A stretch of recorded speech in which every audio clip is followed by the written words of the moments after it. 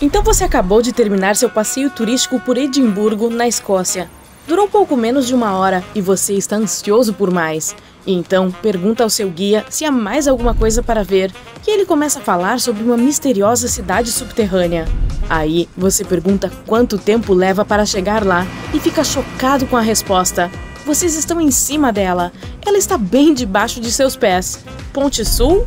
Mas você estava lá e não notou uma seta gigante apontando para baixo. Então é aqui que o mistério começa.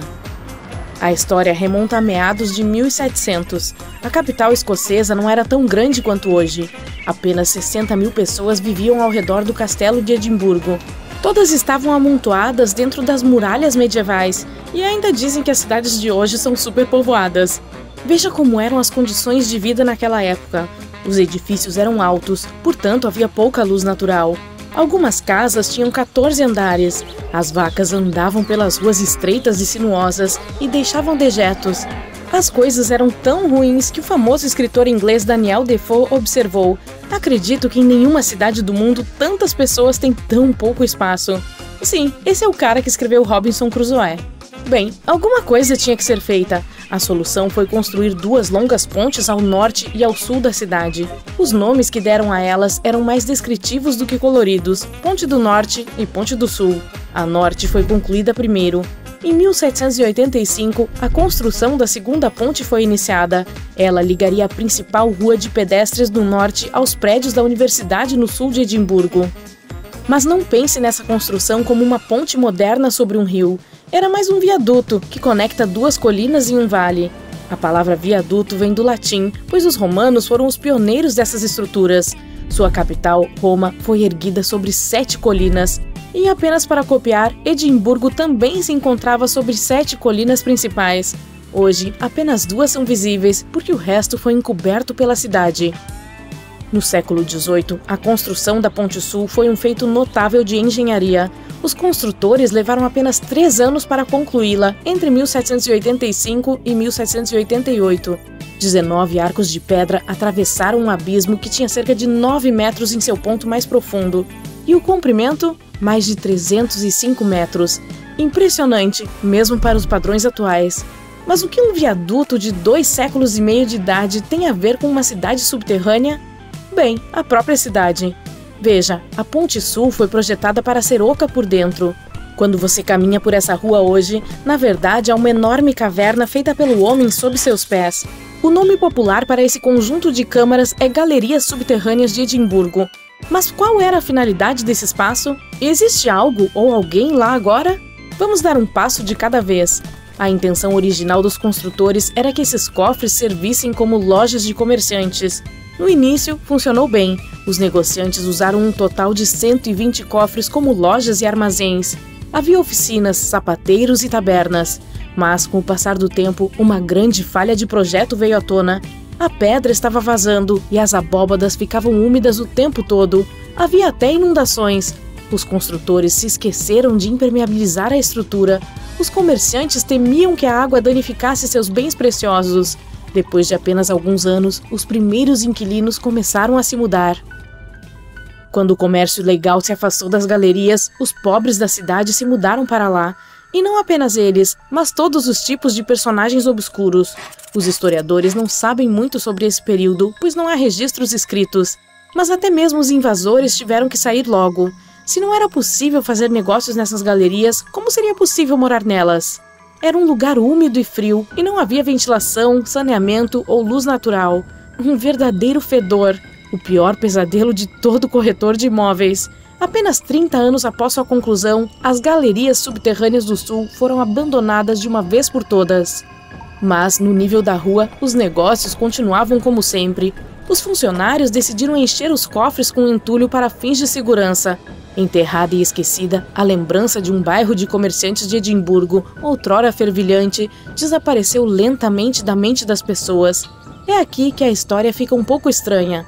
Durante a década de 1980, um jogador de rugby escocês, Norrie Rowan, encontrou acidentalmente um túnel que levava às galerias. O atleta não perdeu tempo e começou a escavá-las com a ajuda de seu filho. Várias toneladas de entulho e uma década depois, as galerias da Ponte do Sul foram restauradas à sua antiga glória. Quer dizer, voltaram a ser escuras e úmidas como nos anos de 1700. Houve muitas descobertas interessantes nessa cidade subterrânea. As abóbadas estavam repletas de conchas de ostras, que eram a dieta padrão para um morador da classe trabalhadora de Edimburgo na época. Outros achados, como sapatos e garrafas vazias, sugeriam que as pessoas realmente viviam nesses cofres claustrofóbicos. Pense nisso na próxima vez que vir alguém tentando alugar sua garagem como um apartamento. Então, seu guia estava certo. Há realmente uma cidade escondida sob as ruas de Edimburgo. Bem, pelo menos uma rua. Você já desceu da principal de pedestres para a Cowgate. Então olha para cima e lá está ele, o único arco visível da outrora impressionante ponte. Agora você está pesquisando online para reservar um passeio pelas galerias. Só precisa ver esse lugar com seus próprios olhos. Mas a capital escocesa não é a única cidade com um subterrâneo misterioso. A região histórica da Capadócia, no centro da Turquia, esconde nada menos que 36 cidades sob o solo. A maior e mais impressionante delas só foi descoberta em 1963. Ela foi construída durante a Era Bizantina para proteger a população local dos invasores. Temos estruturas semelhantes feitas de concreto em nossas cidades, mas a escala da turca é realmente impressionante. Há vários níveis, como em uma garagem de carros de vários andares.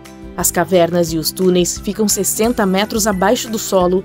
Isso equivale a 2/3 da altura da Estátua da Liberdade. A cidade poderia abrigar 20 mil pessoas em um determinado momento, com gado e comida. O cheiro! 20 mil pessoas é a média de público nos jogos da Major League Soccer atualmente. Talvez você queira incluir uma viagem de campo a um desses lugares na próxima vez que for à Turquia. A maioria dessas cidades da Capadócia está localizada em áreas rurais. Faz sentido, certo? Afinal de contas, elas foram escavadas como esconderijos. Mas na Europa, há uma cujo labirinto subterrâneo se assemelha às galerias de Edimburgo. Você provavelmente já ouviu falar de Pilsen, na República Tcheca.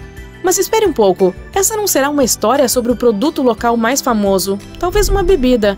É a história de uma cidade medieval que sobreviveu sob as ruas. Poços de água, porões e passagens se estendem por mais de 20 quilômetros.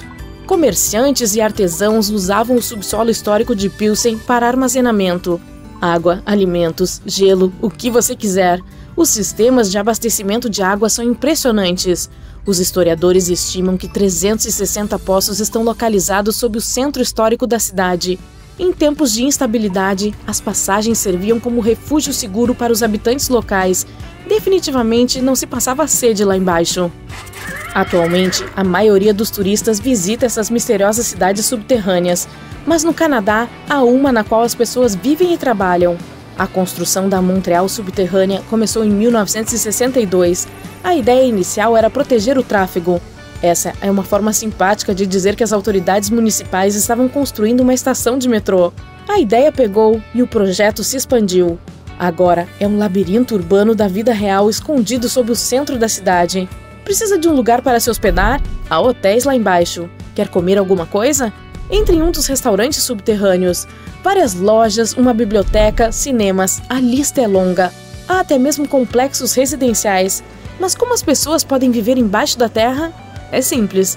Embora a cidade em si seja subterrânea, os pontos de acesso estão no nível do solo. É possível entrar na rede de túneis de 31 km de extensão em mais de 120 locais.